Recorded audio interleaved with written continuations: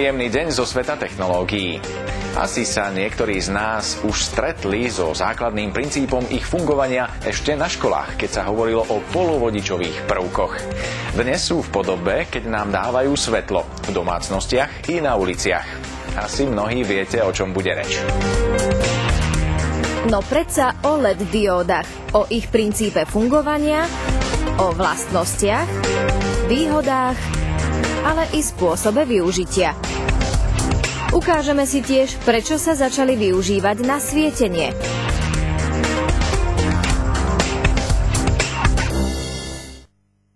LED alebo LED. Po anglicky Light Emitting Diode. Po našom dióda vyžarujúca svetlo, alebo jednoducho svetelná dióda. Najmodernejší zdroj svetla posledných rokov. No vedeli ste, že objavenie princípu lediek je spojené už s rokom 1907. Presne v tomto roku totiž ako prvý popísal princíp fyzikálneho procesu elektroluminiscencie pán Henry Joseph Round. Fotón, čo je najmenšia čiastka svetla, je tvorený v aktívnej oblasti LED diódy spôsobom takým, že máme elektróny, ktoré sú nosiče elektrického prúdu v materiáli, a potom máme tzv. Diery, čiže voľné miesta, kde sa elektróny nenachádzajú. A keď jednoducho povedané elektrón stretne na svojej ceste dieru, tak spolu rekombinujú a výsledkom tejto rekombinácie je energia. A táto energia sa vyžiari z materiálu vo forme fotónu. Prvé LED diódy sa však začali objavovať až o niekoľko desaťročí neskôr. Treba pritom povedať, že rozhodne nesvietili v takej intenzite ako tie dnešné. Ich svietivosť, respektíve účinnosť premeny elektrickej energie na svetlo bola veľmi nízka. Preto sa používali ako signálne diódy, povedzme, na televízoroch alebo vo veľmi drahých kalkulačkách. Súčasné LED diódy sú však už naozaj vysoko svietivé. Históriu pri nich začal písať japonský vedec Suji Nakamura až v roku 1993, takže sú pomerne mladé, zrelé 18-ky. A prečo teda diódy samotného vedca dávali väčšie svetlo ako tie pôvodné? Nesnažil sa vyrobiť biele svetlo miešaním RGB farieb, ale použil modrú alebo ultrafialovú LED diódu, ktorú pokryl vrstvou fosforu. Áno, presne tak. Skladba moderných LED diód teda pozostáva z polovodičového diódového čipu, na ktorý je nanesený fosfor. V prípade LED diód je fosfor pasivovaný, je nanesený priamo na čipe polovodičovom LED diódy a na ňom je nanesená potom optika, ktorá je tvorená zo silikónu. Taká silikónová gumená v podstate optika. A tým pádom je znemožnené fosforu unikať z povrchu. Samotný fosfor sa dá teda pozorovať pri takejto LED dióde vo vypnutom stave ako žltá plôžka. Pod týmto fosforom je polovodičový materiál samotný, z ktorého je tvorená LED dióda, a ona emituje svetlo v modrej oblasti, respektíve emituje modré svetlo. A toto modré svetlo, keď prejde cez žltý fosfor, tak sa nám zmieša modré svetlo so žltým fosforom a takto nám vznikne biele svetlo. Tí, ktorí sa už so svetlom zaoberali, určite vedia, že aj pri LED diódach sa delí podľa farebnej teploty udávanej v kelvinoch. Povedzme na studenú, prípadne teplú bielu. No a práve túto teplotu ovplyvňuje hrúbka fosforu, ktorý je nanesený na modrú diódu. Čím máme hrubšiu vrstvu fosforu, tým v tom viditeľnom spektre je viac zastúpená žltá farba a tým pádom máme našu ledku s chladnejšou teplotou farby bielej. Znamená to, že hoci sa nižšia farebná teplota LED diód pri 3000 až 3500 kelvinoch ľudovo označuje ako teplá biela, jej svetlo je menej intenzívne ako svetlo LED diód v studenej bielej, čo je zase farebná teplota 6000 až 7000 kelvinov. Keď chceme použiť osvetlenie v domácnosti, kde sa chceme cítiť príjemne, útulne, tak sa snažíme nainštalovať si svietidlá, ktoré majú teplú bielu farbu, aby sme sa cítili dobre. Je to taký žltastý odtieň bielej farby. Na pracovisku volíme neutrálnu bielu farbu a povedzme na ulici keď chceme osvetliť v noci vozovku, tak volíme znova studenú bielu farbu, aby nám vystúpili kontrasty. S každým svetelným zdrojom však súvisí svetelný tok. Jeho intenzita sa pritom meria v jednotkách označených ako lumeny. Platí to aj pre LED diódy, kde sa popri tom hovorí aj o účinnosti. Tá je potom udávaná v lumenoch na watt. Účinnosť moderných LED diód však exponenciálne rastie a kým pri objave prvej sme sa bavili o 1 lumene na watt, dnes sme už dokonca na 160. A to ani nehovoríme, čo sa plánuje v najbližších 5 rokoch. Vraj by sa mohli vedci dostať v takomto krátkom období aj k 250. A len pre porovnanie, viete, koľko lumenov na watt má klasická žiarovka? No približne biedných 15.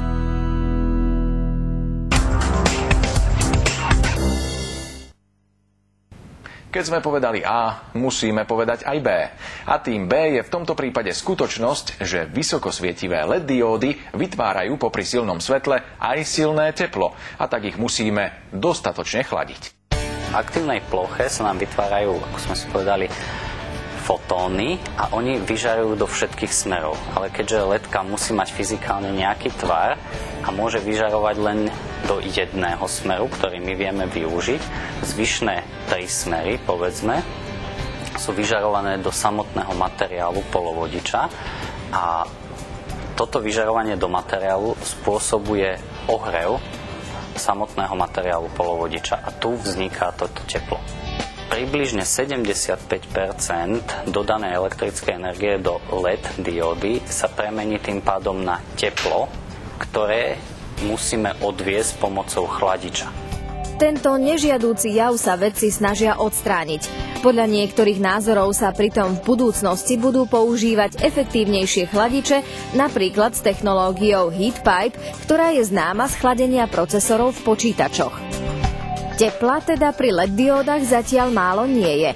No bez neho nie sú ani bežné žiarovky a oproti nim majú ledky v mnohom navrch, napríklad aj pri efektívnosti smerovania svetla. Klasickú žiarovku si môžeme predstaviť ako to vyžarovanie kvázi nejakú svetelnú gulu, pretože žiarovka nám vyžaruje do všetkých smerov rovnakou intenzitou. A je to tzv. Rovnomerná krivka svietivosti. Naproti tomu ledka nevyžaruje rovnomerne do priestoru, nemôžeme si to predstaviť ako svetelnú gulu, pretože ledka vyžaruje v presne ohraničnom uhle. A teraz momentálne výrobcovia začínajú udávať štandard s tým, že vyžarovací uhol sa stáva štandardom pri 120 stupňoch. Lepšia efektívnosť smerovania svetla sa potom v praxi jednoznačne zúročí aj pri navrhovaní svietidiel. Výhoda ledky v tomto smere, že ako dizajnovať svietidlo, je v jej veľkosti. Samotná ledka je veľmi, veľmi malá. Aktívna plocha ledky je niekde okolo 1 mm štvorcového a táto veľkosť LED čipov umožňuje dizajnérom v podstate navrhnúť akýkoľvek tvar, akúkoľvek veľkosť samotného svietidla a nasvietiť akýkoľvek uhol. Môžu presne nasmerovať svetlo tam, kde ho chcú nasmerovať a môžu nechať tmu tam, kde chcú, aby sa vôbec nesvietilo. Popri lepšej smerovosti výstupného svetelného toku a samozrejme výrazne nižšej spotrebe ako bežné svetelné zdroje vynikajú ledky aj odolnosťou. LED diódy sú veľmi odolné voči otrasom, nárazom a šokom mechanickým vzhľadom na to, že neobsahujú žiadne jemné žeravené vlákno, neobsahujú žiadne tenké vákuové sklenené banky. Z materiálového pohľadu je ledka len akýmsi kusom keramiky. Hodí sa to najmä na aplikácie, v ktorých je svetelný zdroj vystavený akému takému riziku poškodenia, prípadne otrasom, povedzme železničné mosty alebo osvetlenie telocviční, štadiónov, výrobných hál. No a ledky sú odolné aj voči nízkym teplotám. Ako nám klesá teplota okolia, tak sa zvyšuje účinnosť LED diódy. Keď to spojíme spolu s vlastnosťou, že nám v smere vyžarovania svetla neodchádza teplo, tým pádom sa ledky stávajú perfektným kandidátom na odsvetľovanie studených oblastí, ako sú napríklad mraziaky v obchodoch, sklady so zmrazeným mäsom a veľa ďalších nízkoteplotných aplikácií. Aj okamžité plné rozsvietenie lediek, na rozdiel od žiariviek, sa radí medzi ich výhody. 100% svetla sa totiž dosiahne už po 100 nanosekundách, čo si nikto ani len nestačí všimnúť. Svoje plus majú LED diódy i pri verejnom osvetlení, na rozdiel od sodíkových či metalhalogenidových výbojok. Keď náhodou dôjde k výpadku prúdu, oni musia čakať 15 minút až pol hodiny, kým vychladnú, aby sme ich znova mohli zasvietiť, a pri opätovnom zasvietení im znova trvá povedzme až 15 minút, kým dosiahnu plný jas. Toto u LED svetelných zdrojov neexistuje, oni sa okamžite zasvietia na 100% jasu aj pri mnohonásobnom opakovanom rozsvecovaní a zhasínaní. A to sme sa ešte ani nedostali k životnosti. Na rozdiel od klasických žiaroviek LEDky nevyhoria. Oni vám jednoducho nepuknú doma jeden pekný štvrtok, keď sa akurát o 7 ráno idete osprchovať, ale oni jednoducho pomaličky v čase im klesá výstupný svetelný tok.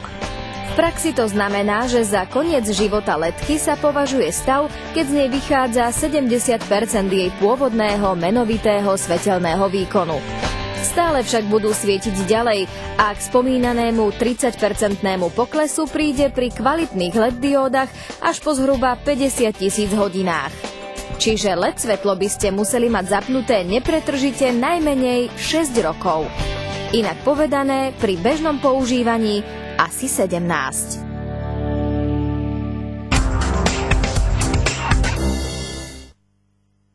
Tak čo, osvietili sme vás? Ak vás dnes téma zaujala, rozhodne si na nás nájdite čas aj na budúce. Budeme v nej totiž pokračovať. Pozrieme sa na navrhovanie svietidiel a tiež na LED revolúciu na uliciach. Dovidenia o 7 dní.